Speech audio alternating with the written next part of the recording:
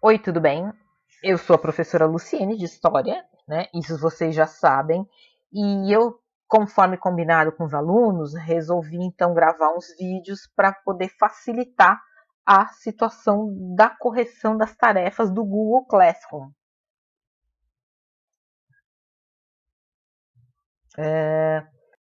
Então, resolvi facilitar a correção, né? E o texto do qual eu vou falar hoje é o texto sobre a pré-história do Japão.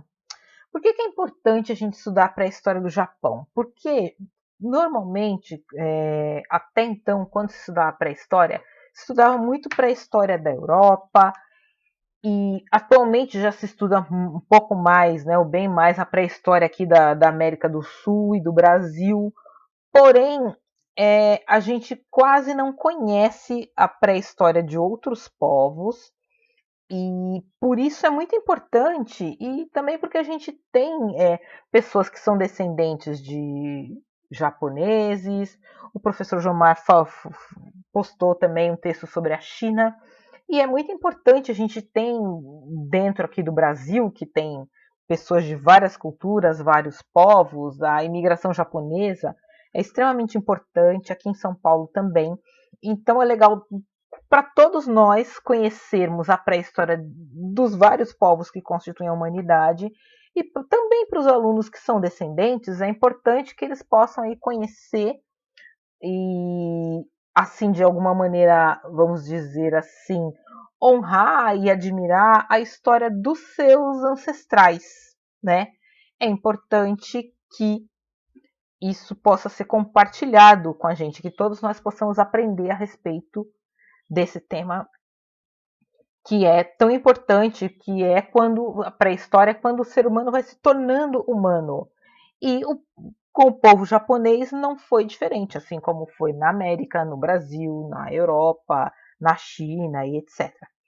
Então, olha só, esse texto aqui a gente teve, a gente percebe que os alunos muitas vezes erraram, mesmo sendo um exercício para completar, por causa provavelmente dos nomes que são diferentes. Então, eu pretendia em princípio fazer um texto mais curto, porém aqui eu praticamente vou ler quase todo o texto, vou dando umas paradas e explicando, e depois comentar as questões, ok? E vocês, como sabem, vocês podem ainda entregar as tarefas. Quem não fez pode entregar. Quem não conseguir digitar, não há problema algum, você pode fazer no caderno, normalmente fotografar e postar no Google Classroom, que a gente vai corrigir, certo? Muito bem, então. A história japonesa, a pré-história japonesa, ela é dividida em 5 períodos. Então, ela tem Paleolítico, que é de 50.000 a 12.000 a.C., período Jomon, que é de 11.000 a 300 a.C., o período Yayoi, que é de 300 a.C. a 300 depois de Cristo, e o período Kofun, que é de 300 depois de Cristo até 552 depois de Cristo. E o último é o período Yamato, de 552 depois de Cristo até 710 depois de Cristo. Então a gente tem um período que vai aqui de 50.000 antes de Cristo até 710 da nossa era aqui, certo? Então um período bem longo, como vocês sabem.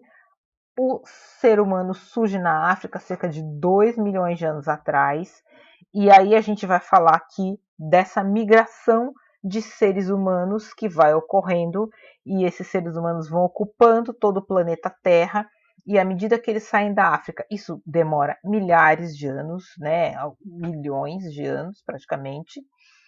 Então, à medida que isso vai ocorrendo e eles vão se adaptando ao clima, vão ocorrendo mutações genéticas que vão mudando o aspecto exterior desse ser humano para que ele se adapte ao ambiente no qual ele está vivendo.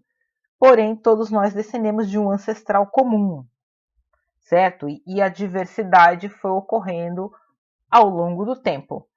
Então vocês vão ver que, na verdade, se vocês pararem para observar, essa pré-história do Japão, ela é de alguma maneira semelhante à da Europa e à da América, porque você tem migrações você tem vários povos que vão chegando nos lugares, e aí depois chegam outros povos e outras culturas com outras informações e que vão também dominando o ambiente, certo? Então vamos lá.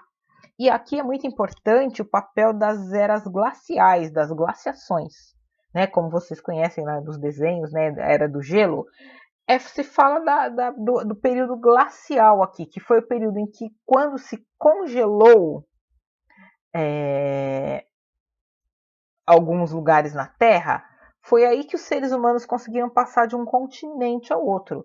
Assim foi, por exemplo, na pré-história da América, quando as pessoas saíram lá da Europa, da Rússia, através do Estreito de Bering e chegaram na América. Foi uma das formas de chegar. A outra forma a gente sabe que foi por mar, indo pelas ilhas da Polinésia.